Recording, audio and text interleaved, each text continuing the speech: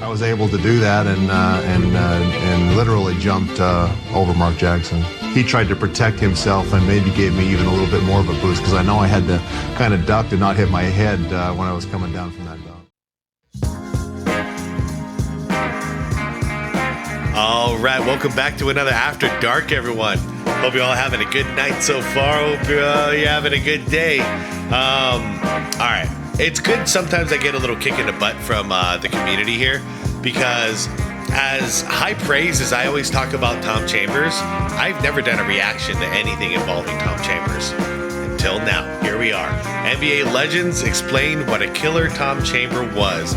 And this is from the BTM Basketball Time Machine, who I like to call the godfather of YouTube basketball content.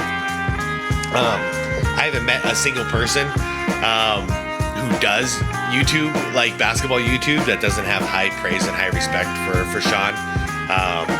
And I'm definitely one of them. First channel that I ever like subscribed to. You know, I'll put it that way. Back then, it was this channel, and then I found, I don't know if you guys ever watched it, AVGN, the Angry Video Game Nerd. Those were like the only two channels. I literally made a YouTube account for this so I could follow these channels. And yeah, it's spiraled out of control at this point. But anyways, shout out to comments, because if it wasn't for comments, I probably wouldn't have done this. But I had one comment. You know who you are. You've been here for a long time, and you were like, "Hey, I know you normally don't talk about players like this, but could you do a video about Tom Chambers?" And I'm like, "Oh hell yeah, absolutely!" And here we are. The irony is, BTM put out this video less than 2 weeks ago. So what timing, huh? All right, guys. I'm gonna link the original video from BTM in the description, like I always do. There you'll see a list of channel members as well. Shout out to all channel members. I appreciate you all. Everyone like the video. I'd appreciate it. And if you don't know much about Tom, or you do and you just want to revisit it, this is the reaction for you. Let's go, everyone.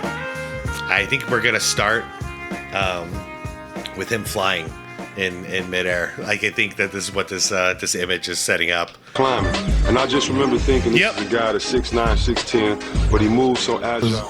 African American kids, you know, we always hear that white men can't jump. First time I seen a white guy dunk and really throw it down was when Tom Chambers put his knee on Mark Jackson. Yeah, well said, too. He put his knee on him. Hey guys, this is Dominique Wilkins. Hey, this is Shaun Kemp. Bang. Hey, this is Pau Gasol. NBA fans, what's up? This is Vince Carter here. Hey, what's up? This is Matt Barnes. If you're an old school NBA fan like I am, make sure you check out the Basketball Time Machine with my man Shaun David. Let's go. Hey guys, welcome back to the Basketball Time Machine. New My name background. is Shaun David. Welcome back to your weekly dose of old school NBA basketball. In today's episode, I finally gave some props to one of the players. I'm sorry to interrupt you, Shaun. Dude, that is a cool background, man.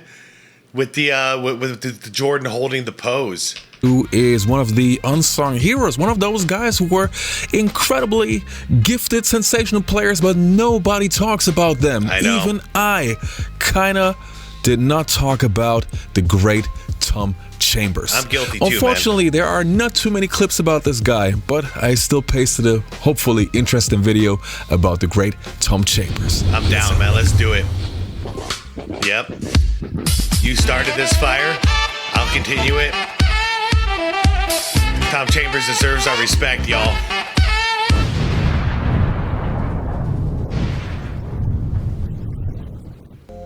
Now the first player's opinion that we're going to take a look at is from Isaiah Thomas, the great bad boy Piston legend. And he has a lot of praise, and rightfully so, for Tom. Now I want to introduce another guy by the name of Tom Chambers that you probably never heard of. Oh, I have. All right, hold up. 4-time All-Star, 2-time All-NBA, All-Star MVP in '87. Yep. This dude was ahead of his time. You know, like, I don't even know. Like, I can't compare him to anybody. I can't. But I know he was ahead of his time. He didn't play like other people his size at all. He's smoking, folks. Watch out for Chambers. There it is. Filled the lane nicely on the right side. Tom Chambers, 6'10", unbelievable jumper, leaper, shoot it from the perimeter, tough. Now here's where I'm gonna really mess you up. Long blonde hair, pretty blue eyes, walk out on the floor, drafted from Utah. I remember I'm in Detroit, I'm playing with the Pistons, and I'll never forget, you know, it's me, John Long, Terry Tyler. We're at the foul line, and John Long is really giving it to Tom Chambers. Like, you know, he's talking to him and everything, and he's telling him he's soft and all this other stuff, and just listening to John Long go at Chambers. And all of a sudden, Chambers looked down at John, and he said something to John that I can't repeat on this camera. But all of us stepped back and was like, whoa, okay. And Tom Chambers proceeded to give it to us. Chambers on Mark Jackson. Comes on the break again. Here is Chambers from Kevin Johnson. Chambers leaping over Mark Jackson, who was helpless. Man, I remember when I started this YouTube channel, within the first couple of months, the channel was gaining traction, and I did a video about a reaction about Kevin Johnson. I love KJ, you guys. Like, he was he'll always be one of my favorite basketball players, and he got 300 views. And I'm like, man, where's the love for Kevin Johnson? You know, come on. KJ is another guy that I wish would get more respect. Because that's all. He just deserves more respect. I have the feeling the same thing's going to happen with this video. It might get 300 views or something, which is a crime. Not to my channel. It's a crime that Tom Chambers deserves more respect, damn it. One of the best plays I ever seen was when Tom Chambers played for Phoenix. I remember Tom Chambers dribbling up on the break almost like a 2-on-1, and I remember him taking off on 2 feet. Everyone knows this when play. When he took off, I remember his knee hitting Mark Jackson in the middle of the chest, almost elevating him even more to have him climbing. And I just remember thinking, this is a guy that's 6'9", 6'10", but he moves so agile like a gazelle or like a little fella, and he's gliding and he's basically looking right into the rim. And it's not a charge or anything else, it's just one of the hardest dunks.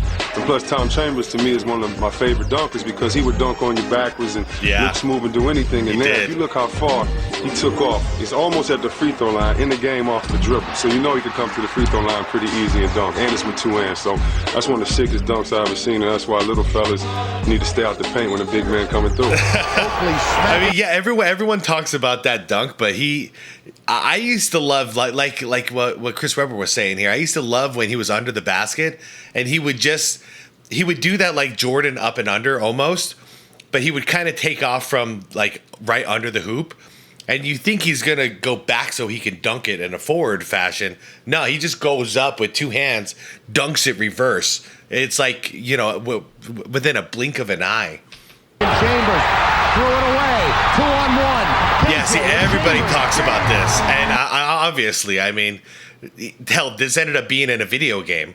What was it? The early NBA Live games, or Bulls versus Blazers, Bulls versus Lakers, those series of EA Sports games early on. It was a staple seeing Tom Chambers do that dunk. And the thing is, guy could shoot too. So I can't compare him to anybody because it's he had signs of a Dirk Nowitzki, but Dirk Nowitzki wasn't flying in the air dunking on people's heads. So Tom is just unique.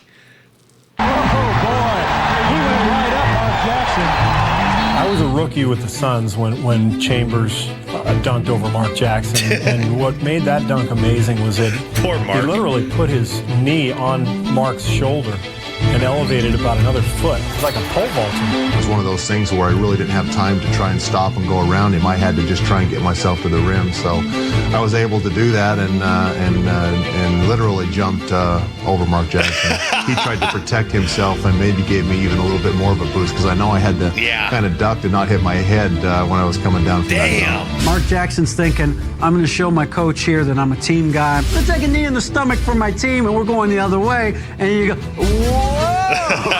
Where's that guy going? You know, a lot of great dunks get posterized and made onto, printed on a piece of paper. That's but cool. This one was such a good one. Thanks to the Phoenix Suns, they bronzed it for me. No way. Thanks to Mark Jackson and the Phoenix Suns, this one will be looked at for a long time. Dude, Shout out to the Suns for doing that, and that's ice cold. Tom Chambers for shouting out Mark Jackson for that one. That's killer. That's killer stuff. What are you doing? Draws the foul. That's like Jordan-esque stuff. And once he's up Shout in the out air, to John he goes Starks. way over the head of Ronald Shout out Reed to and crams it Russell. In Seattle, they had kind of a glutton of forwards. You know, with Derek McKee and SxADk Daniel and Shaun Kemp was coming, and there was a bunch of forwards there, and kind of a log jam. And I felt one of us had to go, and I wasn't going to be the one that got traded to Cleveland. At the appropriate time at midnight, that call was made when it was legal to do so. We had a meeting set up for very early the next morning. The interesting part about it is I knew Paul Westphal. I'd worked his camp down here, him and Alvin's camp. We had the same agent, Howard Slusher. Paul Westphal and Cotton and myself went over to meet. Besides those three guys, I just loved what the Suns were doing the year before. I mean, they made the trade halfway through the season. Kevin Johnson was playing great. I love the speed of the game. I love the fact that they're just going to go up and down and score a bunch of points, which I wanted to do. And mostly it was they wanted me. We were all sitting around the pool, talking for a little bit. The phone is ringing. Slusher's phone is ringing, and teams are calling, trying to set up appointments. And, I sensed we had to take care of this pretty quickly. Jerry's one of those guys that gets to the point real quick, and he made an offer, and even Howard kind of had to say, let's go talk, Here's the deal, and you've got 15 minutes to make a decision. Wow. Or I'm out. He said basically, you have 15 minutes to make your mind up, because if it's not going to be you, it's going to be somebody else. There was other big guys out there. There was Danny Shays, and there was, I think, Koncak or somebody. So I went back to the pool. Yeah. 5 minutes or 10 minutes later, he came back and he said, you got yourself a forward. Chambers out on the three-point stripe, puts it on the floor, takes it to the hoop, left hand, and scores! Middle just opened up that time for Chambers. Jerry's one of those, he's like the Godfather. I mean, you just, whatever he says comes out of his mouth, you believe it's going to happen, and pretty much does. I mean, there's a reason why he was heading up the Olympic Committee, the USA Olympic Committee for a while there. Did a great job. The only thing I remember from the press conference is how high-waisted my Wrangler jeans were, and my pink shirt and my cowboy boots. Chambers second right to the hoop, stuffs it with the left hand. They couldn't match up with Tom, and he just had a fantastic year, and really put together 5 years before Charles came, where he was the man. The greatest thing about Tom was how competitive he is. This might be a bad thing or a good thing, but I've seen, he used to get in fights in practice. So that was Tom. He's just very competitive, and it was fun to see a guy that has been in the league for that long who was that driven to be so good. People talk about Kevin Durant, which is a great player, Dirk, some really, really good players.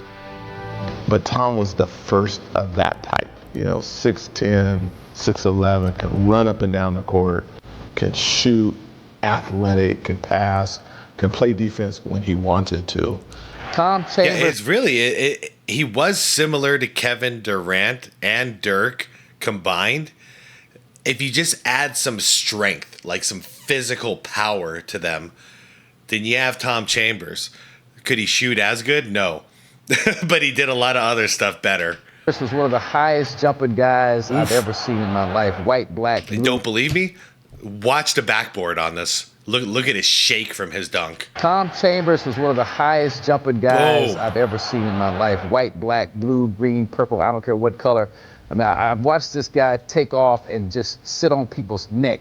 And Tom Chambers was a guy like Larry Nance at 6'9", 6'10", who was fluid, who was mobile, who could shoot the ball outside, who was athletic as anybody else in the league. And he was just a tough matchup. That's right. Tom is one of the unheralded players of the NBA. So are you, Bernard. So are you, man. He was a dominant player on the offensive end of the floor at 6'10". He could run the floor with the best of them, and he could finish around the basket. Add in the fact that he had hang time. So he's tall, powerful, he could shoot, and when he went up in the air, he stayed in the air. Still don't know why Tom in the Hall of Fame. That, to me, makes no freaking sense. Tom is one of the greatest players to play in the history of the game, and there's no reason why he shouldn't be in the Hall of Fame. I had to face him, I know. Agreed. And Tom Chambers had a terrific run for us. You think about what contributions he made. He was part of the Nance trade that brought all that we said it brought, and the drafting of Marley, and signing Tom Chambers. Do you have any stories of him kind of complaining about that? That's definitely true. He definitely took it as an insult if you put a white dude on him. And one example that I can remember, we were playing Phoenix Suns. I think Cotton Fitzsimmons was their head coach, and they had a pretty good player, white dude named Tom Chambers. That could, I don't know if you guys remember him jumping over Mark Jackson when he dunked the ball. Now, for those of you who have never seen Tom Chambers super think, this 60-point game with some memories of some legends is exactly what you guys need.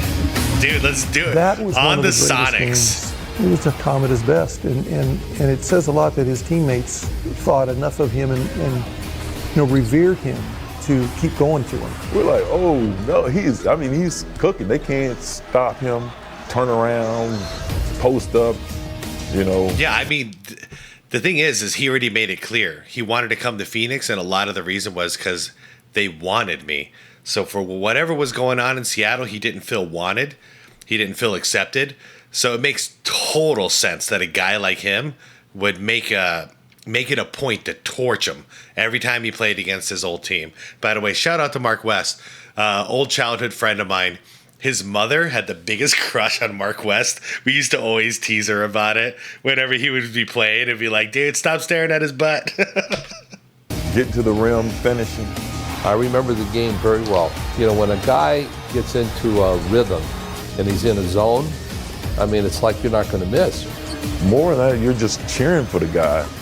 He's a great player, having a moment of greatness. It just seemed like his shot was going in. And when his shot was going and he's running the floor, he's pretty much unstoppable. I mean, you got your former guys, okay? Yeah, I got Xavier, I got Derek McKee, I got Sean Kemp, I got all these guys that were my teammates and played against, and were all-star caliber players. For Tom Chambers, as competitive a guy as he was as a player, I think he took advantage of those opportunities to make a point. To me, and I said it a couple of times before, it's very unfortunate that we have so many great players that don't get the credit that they deserve. Yep. Not only in terms of that the NBA seems not to recognize those guys, but you don't find too many players talking about those guys. I'm also talking about players like Dan Marley, like Alex English, and Sidney Moncrief and those guys.